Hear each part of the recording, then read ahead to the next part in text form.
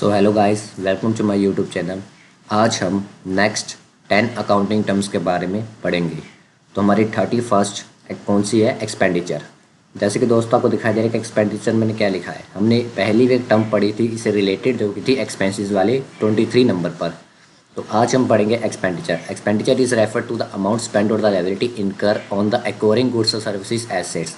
हमने जो एक्सपेंसेस का टर्म पढ़ा था ना, उसमें सिर्फ हमने गुड्स और सर्विसेज के बारे में बात की थी कि जो भी खर्चा हमने अपने गुड्स या हमारी सर्विसेज को बनाने में या उसे मतलब कि उसे बनाने में, उसे आगे बेनिफिट या किसी कस्टमर को सेल करने में, अपना रेवेन्यू अर्न करने में किया है, तो वो हमारा एक्सपेंसेस माना जाता है। लेकिन एक्सपेंडिचर के केस में क्या है, ये एक रेफर्स टू अमाउंट स्पेंड। इसमें लायबिलिटीज़ इनकर भी की जाती है और अमाउंट भी स्पेंड किया जाता है। वो भी किसके लिए? गुड्स और सर्विस के लिए नहीं, बल्कि एसेट्स के लिए भी।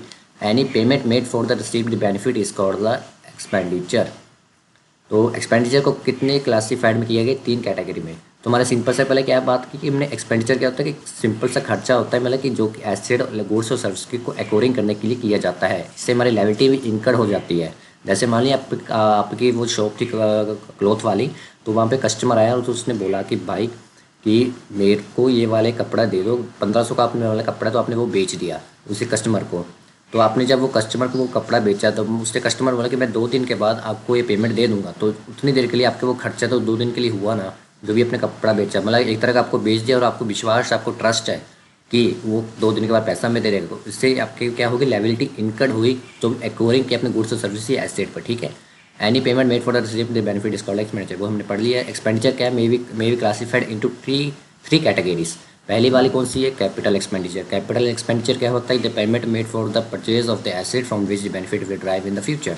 सीधी सी बात है, कोई भी परचेज ऑफ एसेट, इसमें ना गुड्स और सर्विस आएगी, इसमें सिर्फ आएगा एसेट्स। ये इंपॉर्टेंट लाइन है कि इसमें क्या आएगा? For the purchase of the assets from which the benefit will drive in the future.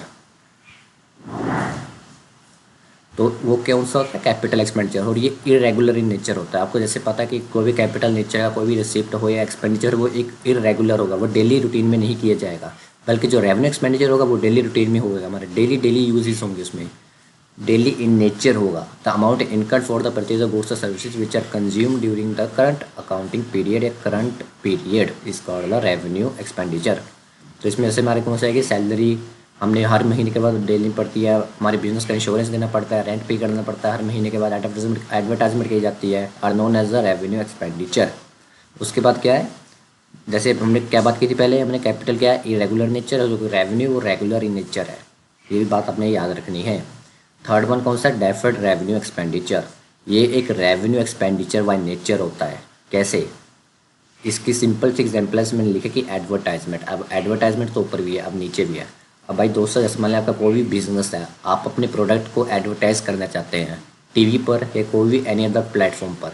तो जो भी आप एडवर्टाइजमेंट करना चाहते हैं, तो जो आपकी एडवर्टाइजमेंट की किया गया खर्चा है, वो आपका एक तरह का डेफर्ड रेवेन्यू एक्सपेंडिचर माना जाता है, क्योंकि वो 1 साल से ज़्यादा चलेगा, लेकिन कुछ सालों तक थोड़ा बंद हो जाएगा। मतलब कि वो कैपिटल नेचर भी नहीं है और वो रेवेन्यू नेचर भी नहीं है, पर उससे क्या बोला जाता है कि रेवेन्यू नेचर एक्सपेंडिचर माना जाता है डेफर्ड रेवेन्यू एक्सपेंडिचर को। जैसे मान लिया कि आपने यहाँ पे समझा देता हूँ एक बार नेक्स्ट पेज पर, यही एडवर्टाइजमेंट वाले एग्जांपल से। आपका बिजनेस है और आपका जो प्रोडक्ट है, आपने जो भी बनाया है, उसको आप एडवर्टाइजमेंट करना चाहते हैं। एग्जांपल लेते हैं, जैसे मान लिया आपका अमूल का प्रोडक्ट है। अमूल का प्रोडक्ट है। अब जैसे आपने देखा कि टीवी पर अमूल की वही ऐड आती रहती है, 1-2 साल तक वही ऐड आप बताएंगे, वही कस्टमर, मतलब कि उसी ऐड पर हम खर्चा करते रहेंगे, तो वो हमारा कौन सा होगा? Deferred expenditure, deferred revenue expenditure माना जाएगा। उसके बाद वो चेंज कर देंगे, फिर से 1-2 साल वही ऐड बताएंगे और फिर से वो हमारा क्या बन जाएगा? Deferred revenue expenditure. उस पर खर्चा 1-2 साल तक करते रहेंगे, तो वो हमारा ना कैपिटल में आता है ना हमारा रेवेन्यू में आता है। रेवेन्यू देखो, रेवेन्यू में क्या बताया था कि डेली रूटीन के खर्चे, बल्कि जो कैपिटल में था वो 10-10, 12-12 साल के बाद आते हैं। बल्कि जो डेफर्ड रेवेन्यू एक्सपेंडिचर है, ये हमारा 1 साल के बाद या 1.5 साल के बाद चेंज होता रहता है। ये 1.5 साल तक करते रहेंगे, तो उसके बाद हम कुछ और करेंगे, तो उसके बाद फिर चेंज हो जाएगा। तो ये हमारा एक्सपेंडिचर का पूरा पोर्शन हो गया ये। तो उसके बाद 32 वाली कौन सी है? Outstanding expenses. इसमें सीरियस हमने लिखा कि अनपेड एक्सपेंसेस, ऐसे खर्चे जो कि अभी देना बाकी है। आपने सप्लायर से गुड्स लिए, अपने सप्लायर से गुड्स मंगाए और आपने बोला कि मैं इसका पैसा बाद में दे दूंगा, तो आपका ये आउटस्टैंडिंग एक्सपेंसेस बन गया, आपकी एक तरह की लायबिलिटी जनरेट होगी। ये लायबिलिटी के पोर्शन में आएगा आउटस्टैंडिंग एक्सपेंसेस, कि आपको ये खर्चा भी देना बाकी है। उसे क्या बोला जाता है कॉमर्स की भाषा में, अनपेड एक्सपेंसेस या आउटस्टैंडिंग एक्सपेंसेस, ऐसे खर्चे जो अभी देना बाकी है। अब प्रीपेड एक्सपेंसेस क्या मतलब, पेड इन एडवांस। आपका पेड इन एडवांस मतलब कि आपने कोई भी खर्चा पहले ही दे दिया है। जैसे मान लिया आपको, यहाँ पे समझा देते हैं एक बार फिर से नेक्स्ट पेज में, जैसे मान लिया आपको आपका बिजनेस का रेंट आया मंथ के बाद, 1 महीने के बाद जैसे मान लो आपको रेंट आया, तो आपने क्या किया, आपके जैसे मान लो बिजनेस को भी प्रॉफिट हुआ है, कुछ भी अर्निंग ज़्यादा हुई, तो आपने बोला कि मैं 1 महीने का रेंट बोल के इन एडवांस दे दूंगा। लेकिन आपको उसका बेनिफिट उठाना अभी बाकी है। आपने जो भी रेंट पेड किया उसका बेनिफिट उठाना भी बाकी है, तो आपके लिए क्या बनेगा, वो प्री पेड एक्सपेंसेस। आपने वो खर्चे पहले ही कर दिए, बल्कि उनका जो बेनिफिट है वो भी लेना बाकी है। तो हमारी कौन सी साइड में आएगा, एसेट की साइड में आएगा। एसेट में मैंने क्या बात की थी, जो भी ऐसा पर्पस जिससे आपको बेनिफिट मिलता है। Asset is used in the business for the benefit of your business. तो क्या है प्रीपेड एक्सपेंसेस, क्या प्रीपेड एक्सपेंसेस मतलब कि पेड इन एडवांस, ऐसे खर्चे जो मैंने पहले दे दिए। जैसे आप दोस्तों याद होगा कि पहले के टाइम में पोस्ट पेड सिम्स चलती थी, तो वही उसका एग्जांपल आप यहाँ पे लगा सकते हैं कि ऐसे खर्चे जो कि पेड इन एडवांस है, लेकिन आपको उसका अभी बेनिफिट उठाना बाकी है। तो ये हमारा एसेट साइड में आएगा और ये हमारा लायबिलिटीज की साइड में आएगा। तो 34 में कौन सी है, पोस्टिंग। पोस्टिंग का act of the transferring and entry और the item from the books of the journal और the subsidiary books to the ledger account. अब ये सब ये वाली जो है टर्म, ये आपको बाद में ज़्यादा समझ आएगा, लेकिन तुम्हें एक तरह का आइडिया बता देता हूँ कि पोस्टिंग क्या होता है। हम ना डिफरेंट डिफरेंट दोस्त बुक्स बनाते हैं। जैसे मैंने ऊपर एंट्री की बात की थी ना, एक टर्म थी एंट्री। एंट्री में क्या लिखता है, हम बुक्स ऑफ अकाउंट्स मेंटेन करते हैं, वहाँ पे हम सभी एंट्री के बारे में लिखते हैं। तो वो बुक्स ऑफ अकाउंट जैसे हम मेंटेन करते हैं, तो उसके बाद हमें बनाना पड़ता है जर्नल। जर्नल मतलब कि जिसमें सारी एंट्रीज लिखी होती हैं, और उसके बाद बनाना पड़ता है हमें लेजर। तो जो जर्नी है ना, कि जैसे जर्नल से लेजर में जाना, तो उसे किया जाता है पोस्टिंग। कि आपने कोई भी ट्रांजैक्शन, कोई भी ट्रांजैक्शन आपने जर्नल से लेजर में पोस्ट की जाती हैं, उसे बोला जाता है पोस्टिंग। सिंपल से बात है, ये बाद में हम बहुत डिटेल में करेंगे इसे। तो हमारी नेक्स्ट वाली कौन सी है, यहाँ पे अपने सिंपल से याद करना है कि जो भी जर्नल से लेजर में जो भी पोस्टिंग की जाती है ट्रांजैक्शन के, उसको बाई पोस्टिंग किया तो उसको पोस्टिंग बोलते हैं। तो 35 वाली है परचेज रिटर्न। हमने ऊपर क्या पढ़ा था, परचेज। अब परचेज रिटर्न क्या है, खरीदा हुआ सामान वापस कर देना, सीधी सी बात है। It is a part of the goods purchase which is return to the seller. It the reason may be supply of defective goods and not as per the specification या स्पेशलाइजेशन या और any other reason.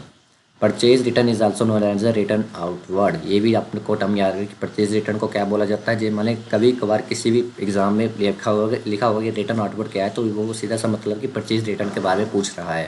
Because the goods are out from the business to the supplier.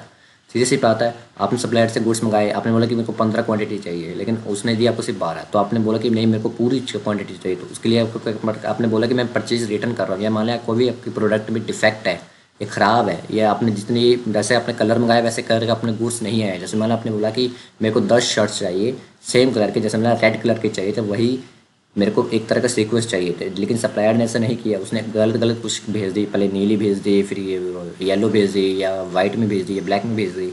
तो एक तरह का specification या specialisation उस goods में नहीं है, तो आपने वो गुड्स परचेज रिटर्न कर दिए, मतलब उसको वापस कर दिया। तो सिंपल सा इसको ये वाली लाइन इंपॉर्टेंट है कि परचेज रिटर्न को क्या कहा जाता है, रिटर्न आउटवर्ड भी कहा जाता है, क्योंकि वो गुड्स जो कि बिजनेस से बाहर चले गए हैं, वो सप्लायर के पास चले गए हैं। अब सेल रिटर्न क्या है, अब कस्टमर हमको सामान देगा वापस, क्यों करेगा, वही सेम रीज़न, या गुड्स में कोई डिफेक्ट है, या कुछ गलत है, या एक्सेसिव में आपने दे दिया उसे, या अनस्पेसिफाइड है, या कुछ भी रीज़न हो, वही सिंपल सा इसमें which is return by the customer to us. The reason of the return में भी एक्सप्रेसिव अनस्पेसिफाइड या डिफेक्टिव गुड्स है, sale return is also known return inward. ये भी लाइन इंपॉर्टेंट है। परचेज रिटर्न को क्या बोला जाता है, रिटर्न आउटवर्ड।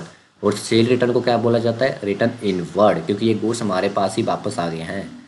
सीधी सी बात है, फंडा क्या है, हमने पहले तीन तीन को याद रखना है, सप्लायर और एक हम भी जो बिजनेस कर रहे हैं और एक हमारा कस्टमर।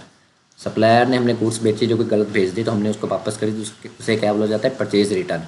बल्कि हमने जो आगे गुड्स अपने कस्टमर को बेची और कस्टमर को वो पसंद नहीं आए, कुछ भी रीज़न रहा, तो उसने हमें वापस करी, तो उसे क्या बोला जाता है, सेल रिटर्न। और सेल रिटर्न को क्या बोलते हैं दूसरी लैंग्वेज में, रिटर्न इनवर्ड। परचेज रिटर्न को क्या बोलते हैं, रिटर्न आउटवर्ड। उसके बाद कौन सी 37 वाली डेटर्स। हमने एक टर्म पढ़ी थी, उसमें लिखा था डेटर्स। तो डेटर्स का क्या मतलब आज हम पढ़ेंगे। The person from whom the amount are due for the goods sold और द सर्विसेज रेंडेड और in respect in the contractual obligation is called the debtor. सीधी सी बात बता दें तो डेटर को हिंदी में कहते हैं देनदार। ऐसा बंदा जो कि आपको पैसे देगा। जैसे हमने एक पर टर्म पढ़ी होगी, शायद मेरे को देखनी पड़ेगी, तो आप जी एक सेट से खुद ही, लेकिन मैं यहाँ पे समझाता हूँ सिंपल सा। डेटर्स क्या होता है। डेटर्स मतलब कि जो ऐसा बंदा जो कि आपको पैसे देगा या आपको कोई भी गुड्स और सर्विसेज प्रोवाइड करेगा। जैसे कस्टमर आया हमारे पास, उसने हमसे कुछ उधार सामान खरीदा है, तो वो हमारे लिए क्या बनेगा, डेटर, क्योंकि वो हमें पैसा देगा। उधार में सामान खरीदा तो भाई पैसा तो देगा ही, तो वो हमारा क्या बनेगा, डेटर। वैसे ही क्रेडिटर के रूप में, जैसे मान ली हमने सप्लायर से कोई भी सामान खरीदा, सिर्फ एक पूरी अकाउंटिंग टर्म्स, ये सभी अकाउंटिंग टर्म्स आप पढ़ने के लिए सिर्फ 3 एग्जाम्पल चाहिए। सप्लायर, एक आप खुद का बिजनेस और एक कस्टमर। ये 3 के बेस पे आप सभी एग्जाम्पल बना सकते हैं। जैसे मैंने क्रेडिटर में क्या बताया था, सप्लायर से मान लिया हमने कोई भी गुड्स परचेज किए, सर्विस परचेज किए, तो क्या है वो हमारे लिए, जैसे हमने बोला कि हम कल को तुमको पैसे दे दे के उधार सामान हमने कोई भी खरीदा, तो हम उसके लिए क्या बनेगा, क्रेडिटर्स।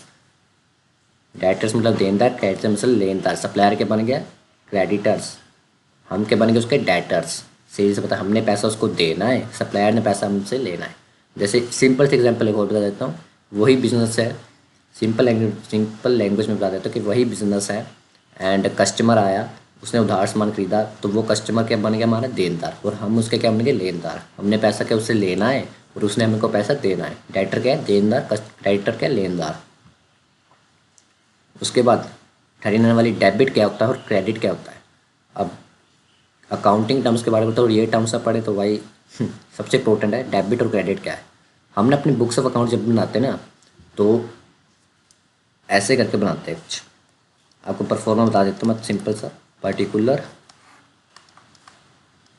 अमाउंट, पर्टिकुलर और अमाउंट, इस साइड लिखते हैं हम क्रेडिट, इस साइड लिखते हैं हम डेबिट। डेबिट का मतलब जो भी खर्चे आएंगे ना, आप जो भी एक्सपेंसेस होंगे वो डेबिट के साइड लिखोगे, और जो भी आप इनकम होगी वो आप क्रेडिट के साइड लिखोगे। सिंपल सी बात है।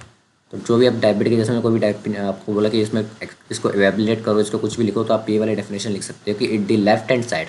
देखो लेफ्ट हैंड साइड कौन सी है, ये मैंने परफॉर्मा जो भी बनाया, तो लेफ्ट हैंड साइड देख सकते हो कि डेबिट लेफ्ट हैंड साइड लिखा हुआ है और क्रेडिट कौन सा साइड लिखा हुआ है, राइट हैंड साइड लिखा हुआ है।